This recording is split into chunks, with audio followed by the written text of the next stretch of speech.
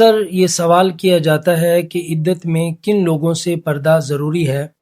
تو یہ بات یاد رکھیے کہ عدت کا پردے کے ساتھ کوئی تعلق نہیں ہے، کیونکہ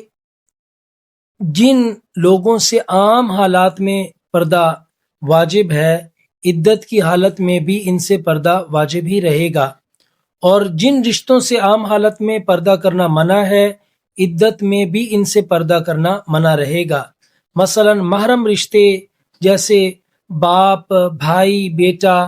ماموں وغیرہ، ان سے شریعت نے پردہ کرنے سے منع کیا، کیونکہ بلا وجہ جو ہے وہ بدگمانی پیدا ہوتی ہے، لہٰذا ان سے پردہ نہیں کیا جائے گا۔ اور اسی طرح رضاعت کے رشتے ہیں، دودھ شریک بھائی بہن، ان سے بھی پردہ کرنا منع ہے۔ اور اسی طرح حرمت مصاہرت جیسے داماد اور ساس کا تعلق ہے، تو اس میں پردے کا اختیار موجود ہے۔ تو معلوم ہوا کہ عدت کا پردے کے ساتھ کوئی الگ تعلق نہیں، کوئی الگ حکم نہیں، جو حکم عام حالت میں ہے وہی حکم پردے کا عدت میں بھی رہے گا۔